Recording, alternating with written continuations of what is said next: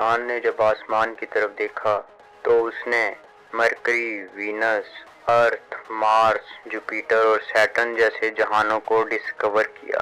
मगर इन जहानों के पार एक और प्लैनेट डिस्कवर किया गया था। इस प्लैनेट का नाम यूरेनस था।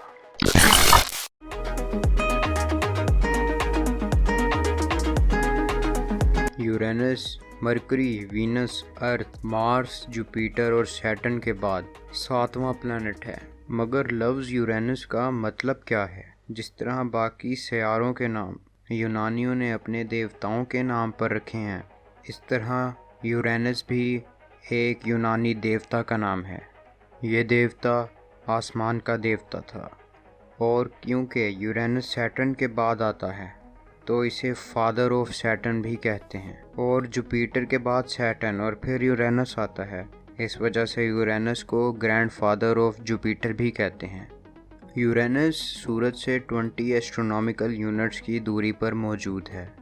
एस्ट्रोनॉमिकल यूनिट्स दरअसल खला के फासले को नापने के लिए एक यूनिट है।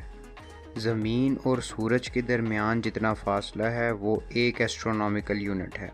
तो यूरेनस ज़मीन और सूरज के दरमियान जो फासला है उससे 20 गुना ज़्यादा फासले पर मौजूद है। यूरेनस पे जब हम 1 साल गुजारेंगे तो अर्थ पर 84 ईयर्स गुज़र चुके होंगे। वो इसलिए कि यूरेनस सूरज के इर्द गिर्द अपना एक चक्कर 84 ईयर्स में कंप्लीट करता है। यानी हम यूरेनस के एक ही साल में 84 साल के हो जाएंगे। यूरेनस के सूरज से इतने ज़्यादा फासले की वजह से यूरेनस के पास सोलर सिस्टम का सबसे कोल्डेस्ट टेम्परेचर मौजूद है, और यहाँ पर टेम्परेचर -370 डिग्री फ़ारेनहाइट तक पहुँच जाता है। यूरेनस के अंदर 4 बार अर्थ समा सकती है, और इसकी तो कोर ही अर्थ के साइज़ जितनी है, जो आयरन और मैग्नीशियम सिलिकेट से बनी हुई है। यूरेनस के पास नीला कलर है, वो इसलिए कि यूरेनस 80% बर्फ़ से बना हुआ है, और पानी से, और अमोनिया से, और मीथेन से। यही चीज़ें इसे नीला कलर देती हैं। इन सब चीज़ों के अलावा यूरेनस के पास एक और चीज़ है, वो ये कि यूरेनस अपने इर्द गिर्द जो स्पिन करता है वो दूसरे प्लैनेट से बहुत मुख्तलिफ तरह से स्पिन करता है। बाकी प्लैनेट्स तो अपने इर्द गिर्द लट्टू की तरह घूमते हैं, मगर यूरेनस अपने इक्वेटर के अलोंग रोटेट करता है, और इसी वजह से ये 90 डिग्री पर टिल्ट हुआ है, जिसकी वजह से इसके पोल साइड्स पर हैं, और इसका साउथ पोल सन को फेस करता है, जबकि नॉर्थ पोल स्याह और ठंडी स्पेस को फेस करता है। मगर ऐसा क्यों?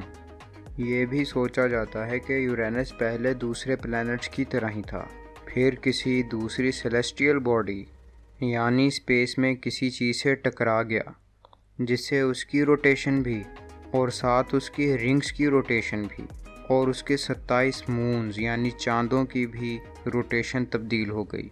इसकी रिंग्स भी इक्वेटर के इर्द गिर्द ही घूमती है, वर्टिकल डायरेक्शन में, और चांद भी वर्टिकल डायरेक्शन में ही चक्कर लगाते हैं।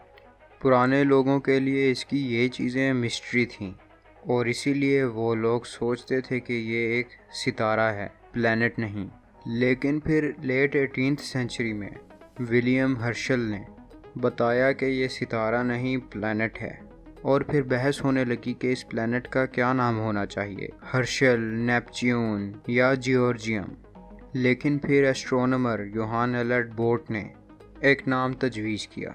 उसने कहा जैसे सैटर्न फादर ऑफ जुपिटर है तो ये प्लैनेट फादर ऑफ सैटर्न होना चाहिए, सीलियस।